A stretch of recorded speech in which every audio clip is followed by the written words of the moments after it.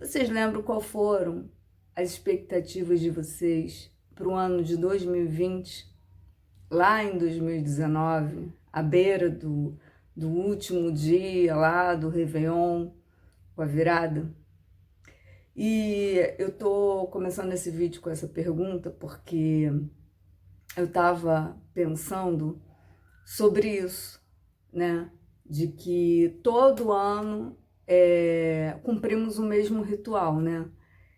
O ano tá ruim, e ano de 2019, eu lembro que o meu ano de 2019 foi um ano bem conturbado, e eu lembro que socialmente também a gente estava vivendo um ano bem conturbado, politicamente, socialmente, economicamente, estava tudo ruim, né? E eu lembro de algumas coisas nas redes sociais, até porque, né, tem aquela coisa da rede social mandar lembranças e tudo mais, e a gente estava naquela coisa assim, ai, não vejo a hora de 2019 acabar, não vejo a hora, não sei o quê. E todo mundo tem aquele ritualzinho, né, de que na virada do ano, né, como se zerasse o calendário e pum, como num passe de mágicas, tudo ficasse para trás e a gente fosse começar uma coisa nova e apagasse, né? E lá vamos nós com os nossos rituais de novo. E a gente sabe que os rumores da Covid-19, como o nome já diz, Covid-19, começou no final do ano de 2019, entre novembro e dezembro, lá na China, chegando os rumores aqui no Brasil em dezembro. Só que os nossos governantes ignoraram, né? Tudo fluiu, acharam que era boato, que não ia chegar até aqui, né? Teve, inclusive, médicos, né? Falaram para a população não se preocupar, porque nós não seríamos atingidos, né? Tivemos carnaval, enfim, tudo correu como se nada tivesse acontecido. E em março aconteceu, estourou tudo e o mundo parou, né? E tivemos nosso lockdown. Pelo menos eu parei de trabalhar no período de março, presencialmente, comecei a trabalhar em casa. Eu sou uma das poucas parcelas da sociedade que tive essa possibilidade, né? Eu sei que a grande maioria não pôde. Mas o que eu quero dizer é que todo final de ano a gente cria uma expectativa de que o próximo ano vai ser diferente. E a gente cria um pseudo-controle sobre isso, né? Sobre o que será do próximo ano, já que esse ano tá ruim. Eu tive um ano de 2019 muito dividido, assim, tive momentos bons, mas tive momentos ruins, e muito ruins, né? Ruins profissionalmente, eu tive momentos assim, eu estava entrando num outro departamento, muito perdida, muito sem rumo, profissionalmente, muito desmotivada, mas em compensação eu fui fazer um movimento muito diferente, não me entreguei a isso e fui buscar formações, e nesse processo eu me encontrei profissionalmente, encontrei o meu propósito profissional, encontrei a minha vocação real profissional. E eu tenho 40 anos, então assim, nunca é tarde, né? Eu fiz algumas faculdades e que não concluí, porque no meio do caminho eu via que não tinha nada a ver comigo, e eu não tenho vergonha de dizer isso, né? E foi no ano de 2019 que eu encontrei realmente aquilo que eu queria para minha vida profissional, né? E ironicamente foi no ano de 2020, dentro dessa pandemia, trabalhando de uma outra forma, trabalhando em casa, que eu aconteci profissionalmente, né? Que eu me fortaleci profissionalmente, que eu criei a minha marca, que eu aconteci, que eu me estabeleci como líder dentro da empresa. Então, assim, as coisas aconteceram comigo dentro de um período extremamente conturbado, né? E ano passado, a minha empresa passou por uma crise muito intensa, Então, assim, né, cara, foi um ano muito difícil, foi um ano muito difícil para minha vida pessoal. Eu me separei, né, e foi uma separação muito difícil para mim. Eu tive que lidar com luto, tive questões na área da saúde mental, crise de ansiedade, depressão, né? E dentro desse deserto, eu encontrei um caminho de luz, assim. Mas eu também tive essa expectativa, né, de que assim, eu não vejo a hora desse, sabe? Eu lembro exatamente dessa frase, eu não vejo a hora desse ano acabar. Porque eu lembro que no meu aniversário e no final de ano, eu lembro exatamente no dia 31 de dezembro, eu estava extremamente infeliz, extremamente triste, né? Chorando muito, mesmo estando rodeada de pessoas, rodeada de amigos, mas eu estava extremamente infeliz. E assim, hoje, olhando para a minha vida hoje, como eu tô diferente, né? Um ano se passou, hoje já não existe uma expectativa do que será, do que está por vir, né? A gente aprendeu, eu acredito, que todo mundo dentro do seu ecossistema, dentro do seu mundo e dentro da sua realidade, com a pandemia, a viver um dia de cada vez. Eu acho que viver o aqui e agora. Porque quando começou o lockdown, eu acho que todo mundo foi surpreendido, porque eu lembro que quando chegou a notícia que todo mundo tinha que sair do trabalho, tinha que sair da empresa, todo mundo tinha que ir embora, eu cheguei na minha casa e falei assim, mano, no outro dia eu não vou ter que trabalhar, não vou ter que acordar cedo, não vou ter que isso, vou ter que começar uma outra forma de produzir. E para mim foi muito difícil também, porque eu estava dentro de um processo meu, íntimo, né?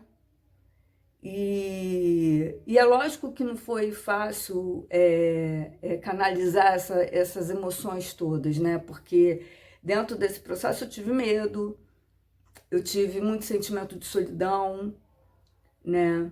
Eu tive sentimento de inveja das pessoas que estavam lá com suas famílias e se sentindo acolhidas, né? E a minha família mora longe de mim e eu não estava casada mais e tudo que eu queria era ter alguém, né? E aí eu tive que ressignificar tudo isso e olhar um pouco mais de perto para essas relações também que estavam perto de mim e ver que e lembrar de como e por que o meu casamento terminou e que se eu tivesse casado naquele momento seria horrível, né? Porque já não tinha mais amor, já pelo menos da outra parte, um bom encontro é de dois, né? Então, assim, e quando eu resolvi entender que a minha solidão, ela deveria se transformar em solitude, eu deveria aproveitar aquele tempo para me autoconhecer, entender, né, o que eu queria das minhas relações a partir dali, as que viessem, quando pudessem vir, no tempo certo de vir, seriam realmente mais saudáveis. Eu saberia exatamente o que eu queria delas. E quando a gente começa a viver uma vida sem expectativa futura do que vai acontecer, sem esse pseudo-controle, né, fica tudo mais leve, porque a gente entra numa coisa mais minimalista, sabe? A gente aprende a viver sem o consumismo exacerbado, porque eu pelo menos, como respeitei o isolamento social, eu passei a viver com o que eu tinha. Eu não precisei mais comprar roupa o tempo todo para mostrar para quem? Para ninguém. Eu não precisava, sabe? Eu lembro que a única coisa urgente que eu precisei comprar foi um celular, porque o meu celular quebrou. E era a ferramenta que eu tinha para trabalhar e era a ferramenta que eu tinha para me comunicar com as pessoas. E de resto, eu percebi que eu não precisava de nada mais. Eu precisava manter a minha saúde mental e aí eu precisava manter o meu tratamento, minha psicoterapia muito em dia, porque eu tive que manter a minha ansiedade tive que falar sobre os meus medos, tive que falar sobre como era estar comigo, as descobertas que eu estava fazendo, e trabalhar as minhas expectativas com relação a mim mesma, né? Como que eu estava me vendo nesse cenário, né? Porque a cada dia era uma notícia espantosa, cada dia era uma decepção com o que poderia ter sido, estar sendo feito e não estava sendo feito, né? E o que mais me impressionou foi como que os movimentos sociais se acenderam durante a pandemia e vem se acendendo, né?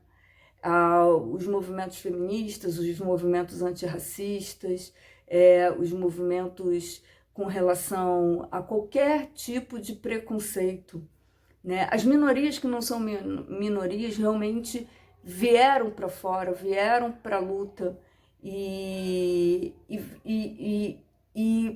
se mostraram. E esse movimento revolucionário, sabe, é o que está transformando essa pandemia num grande movimento, né? Transformador para cada um de nós, porque é lógico que tem um lado horrível de tudo isso, que são as perdas, que é o descaso, que é a miséria, que muita gente foi acometida, mas também existe o outro lado da moeda, que são as transformações que aconteceram na mentalidade das pessoas. Muita gente se reinventou durante a pandemia. E quando eu falo isso, algumas pessoas falam: ah, Raquel, você está viajando, muita gente perdeu tudo, muita gente... Eu falei, sim, muita gente se reinventou também, né? Porque nós temos essa capacidade criativa, e isso é nato, porque nós temos instinto de sobrevivência. Então, mano, não dá, nossa, é um instinto, a gente tem um instinto para sobreviver. Então, em algum momento, a gente vai fazer alguma coisa para sair de um estado de morte, seja ela física, mental, espiritual, sabe? Então, assim, eu fiz uma lista de gratidão sobre tudo que me aconteceu esse ano, sobre todas as descobertas, e é um ano que eu tenho muito a agradecer.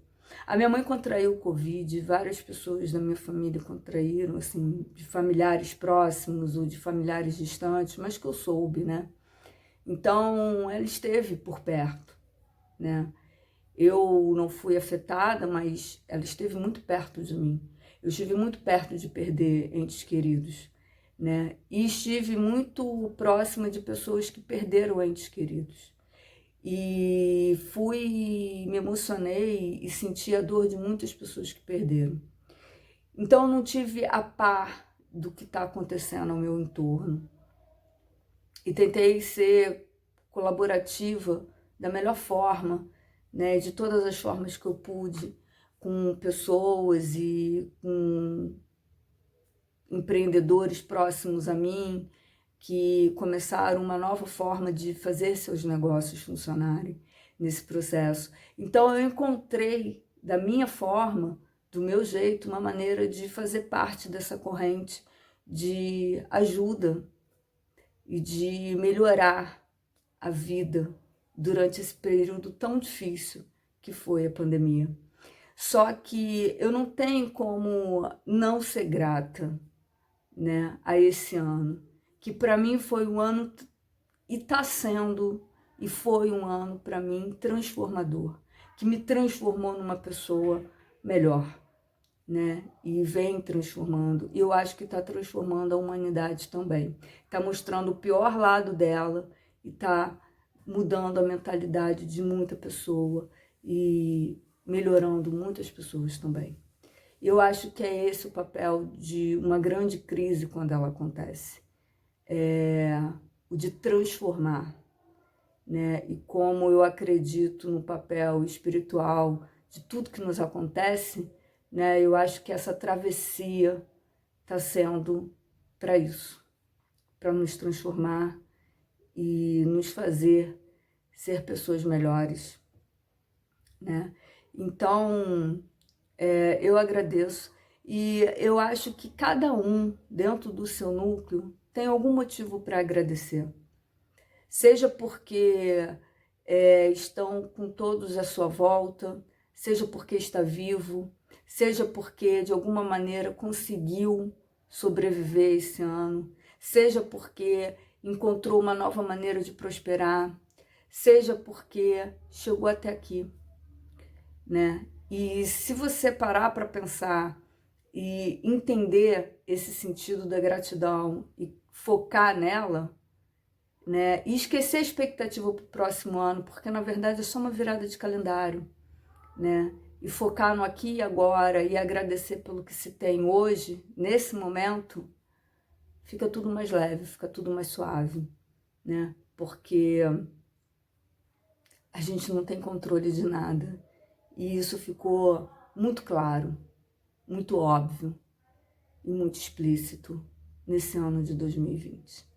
Então, esse vídeo é para simplesmente desejar a todos que tenham um ótimo final de 2020, né? Que coloquem esperança no coração, porque essa senhora, a esperança, ela é a única que pode trazer ainda um fôlego e uma vontade de continuar essa caminhada para um próximo ano, entendeu? E que essa esperança se renove a cada dia, só por hoje.